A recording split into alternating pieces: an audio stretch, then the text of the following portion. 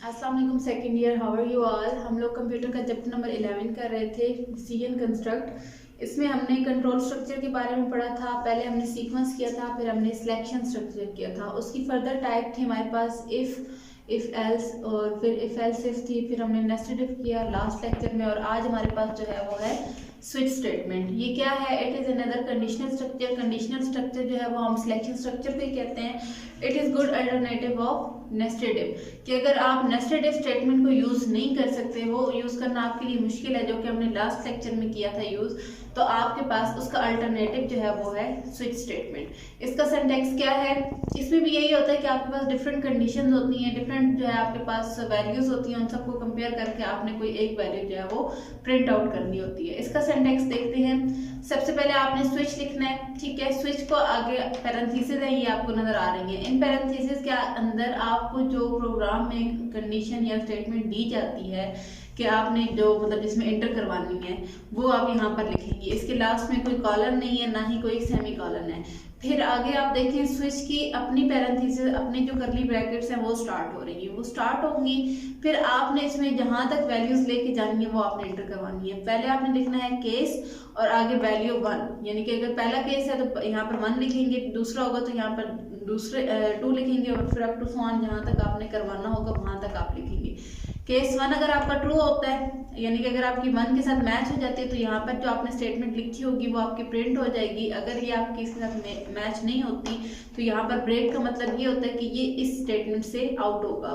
फिर वो क्या करेगा, इससे आउट होकर केस 2 में जाएगा। फिर इससे अगर इसमें भी ना हुआ तो करते करते जिसके साथ वो मैच होगा वो उस तक जाएगा। अगर फॉर एग्जाम्पल इन सब में से किसी एक के साथ भी आपकी वैल्यू मैच नहीं करती, तो आपके पास क्या होगा, लास्ट में डिफॉल्ट लिखा होगा। डिफॉल्ट के लास्ट में आपके पास कॉलन है। कॉलन और सेमी कॉलन का डिफरेंस ये होता है कि कॉलन में 2 डॉट्स हैं और सेमी कॉलन में लास्ट में कॉमा होता है और ऊपर आपके पास डॉट होता है। इसका ख्याल रखना, अगर आपकी सिंटैक्स मिस्टेक हुई तो आपका प्रोग्राम कंटिन्यू नहीं होगा। डिफॉल्ट में आपने क्या लिखना है, लास्ट में जस्ट जो भी आप स्टेटमेंट शो करवाना चाहते हैं कि भाई आपका ये नंबर मैच नहीं कर रहा है, जो भी वो आपने लिखना होगा। और फिर इसकी अपनी जो करली ब्रैकेट्स होंगी वो आपने क्लोज करनी है। उसके बाद जो आपके प्रोग्राम की करली ब्रैकेट्स होंगी वो आएंगी लास्ट में। इससे रिलेटेड प्रोग्राम करते हैं। यहाँ पे देखें प्रोग्राम क्या है, write a program that inputs a number and display the name of the day.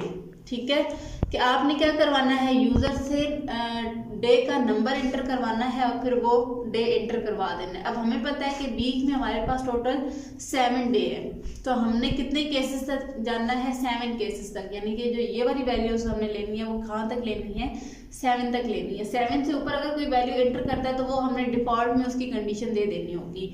इसको स्टार्ट करते हैं। सबसे पहले आपके पास हेडर फाइल आएंगी, हैश इंक्लूड studio.h, और उसके बाद हैश इंक्लूड kunio.h। फिर आपके पास void main है, पैरेंथेसिस क्लोज हो गई, फिर आपके पास करली ब्रैकेट स्टार्ट होगी। अब हमने यूजर से नंबर एंटर करवाना है, तो नंबर के लिए हमारे पास डेटा टाइप जो है वो क्या होगी, इंटीजर डेटा टाइप है। इंटीजर डेटा टाइप ले ली हमने, और आगे वेरिएबल का नाम हमने ले लिया है n, और लास्ट में सेमी कॉलन से उसे टर्मिनेट कर दिया है। क्लियर स्क्रीन का फंक्शन आपको पता है कि वो किस लिए यूज होता है, कि आपका जो आउटपुट होता है स्क्रीन पर उसे क्लियर करने के लिए यूज किया जाता है। प्रिंट एफ की स्टेटमेंट में आपने सबसे पहले यूजर को बताना है कि उसने करना क्या है। तो प्रिंट एफ की स्टेटमेंट में आपने इन्वर्टेड कॉमर्स में मेंशन कर दिया है enter number of week day, कि जैसे ही आपका प्रोग्राम एंड होगा, इसकी वर्किंग स्टार्ट होगी, तो सबसे पहले आपके पास स्क्रीन पे शो होगा enter number of week day. तो फिर यूजर की चॉइस है कि वो क्या करे, अपनी चॉइस का नंबर एंटर कर दे। और स्कैन एफ की मदद से हमने क्या करना है, यूजर से इनपुट लेना है। फॉर्मेट स्पेसिफायर हमने लिया है, मॉडुलस ऑपरेटर, मॉडुलस और साथ में डी, और फिर हमने एन में स्टोर करवाना है, तो लास्ट में हमने क्या कर लिया है, एन का वेरिएबल नेम ले लिया और लास्ट में टर्मिनेटर लगा दिया। यहाँ तक तो आपकी एज यूजुअल जितने प्रोग्राम्स हैं आपकी वर्किंग थी वो सारी है। यहाँ से आपके पास जो है वो नेक्स्ट स्विच स्टेटमेंट स्टार्ट होगी। स्विच हमने लिखा, स्विच के आगे जो पैरेंथेसिस थी, अब यहाँ पर मैंने लिया है एन। एन क्यों लिया है, क्योंकि मैंने वेरिएबल का जो नाम था वो भी क्या था, एन था। अगर यहाँ पर ए बी सी जो भी आप वेरिएबल का नाम ले रहे हैं वही आपने यहाँ पर लिखना है। इसके लास्ट में कोई कॉलन, कोई सेमी कॉलन कुछ भी नहीं आएगा। अब ये स्विच का जो सिंटैक्स था, इसके अंदर हमारे पास करली ब्रैकेट स्टार्ट हो रही थी, वही हमने लगा दी। आगे हमने केस लिखना है। केस के आगे पहला 1 लिख दिया है, तो हमने क्या किया, 1 नंबर पर स्टोर करवाया कि हमारे पास अगर यूज़र 1 एंटर करता है तो हमने प्रिंट कर देना है कि वो डे कौन सा है, फ्राइडे। तो फ्राइडे से आगे अब 2 है, तो 2 में हमारे पास सैटरडे, 3 है, 3 में हमारे पास संडे, और इस तरह से करते करते मंडे, ट्यूसडे, वेडनेसडे, थर्सडे। ठीक है, यहाँ तक हमारे पास सारे डे होंगे। अब यहाँ पर अगर मैच कर जाता है 1, यानी कि अगर यूज़र भी 1 एंटर करता है और हमारे यहाँ पर इस केस के साथ मैच हो जाता है, तो आउटपुट में आपके पास डायरेक्ट क्या आ जाएगा, फ्राइडे। वो आगे कुछ भी चेक नहीं करेगा, लास्ट पे गेट ch फंक्शन पे जाकर वो प्रोग्राम एंड कर देगा। अगर इसके साथ मैच नहीं होता तो ब्रेक की स्टेटमेंट किस लिए यूज होती है, इस केस से आउट होने के लिए। वो इस केस से आउट होगा और देन नेक्स्ट केस में एंटर हो जाएगा। अगर इससे भी मैच नहीं करती तो वो फिर इससे आउट होने के लिए ब्रेक की स्टेटमेंट यूज करेगा और नेक्स्ट केस में एंटर करेगा। अगर इन सब में से किसी के साथ भी मैच नहीं करती तो ये लास्ट में देखें डिफॉल्ट लिखा हुआ है, डिफॉल्ट के आगे आपके पास कॉलन है, और प्रिंट एफ में मैंने शो कर दिया कि वो इन्वर्टेड कॉमा में लिखा हुआ है इनवैलिड नंबर। अगर ये यहाँ पर देखिए 7 तक है, 7 तक क्यों लिए कि हमें पता है कि वीक में हमारे पास टोटल कितने डेज होते हैं, 7 डेज होते हैं। तो 7 तक हमने ले लिए कंडीशन। 7 से आगे अगर वो 8 एंटर करता है या 9, 10 कुछ भी एंटर करता है, तो वो अगर नंबर एंटर करता है तो उसके लिए हमने शो कर दिया कि वो क्या है, इनवैलिड नंबर है। और लास्ट में गेट केस का फंक्शन और प्रोग्राम आपका एंड हो गया। अब इसका आउटपुट देखते हैं। स्क्रीन पर आपका सबसे पहले शो होना था enter number of week day, तो हमने जो है ये शो करवा दिया। अब जैसे यूजर को ये शो होगा उसने क्या करना है, अपनी चॉइस का नंबर एंटर करना है। बुक पर आपका यहाँ पर 3 एंटर है, मैंने यहाँ पर 4 एंटर कर दिया है। अब यहाँ पर प्रोग्राम की वर्किंग की तरफ आते हैं। मेमोरी में जाकर आपकी सबसे पहले स्पेस आएगी, ठीक है, एन में जाकर आपका मतलब मेमोरी जो है वो स्पेस ले लेगी, और वहाँ पर जाकर क्या स्टोर हो जाएगा आपके पास, 4। अब इसमें क्या करेगा वो, कंपाइलर चेक करेगा। अब आपका नंबर जो था वो 1 था, और यहाँ पर केस में सबसे पहले देखें यहाँ पर क्या है, 1 है।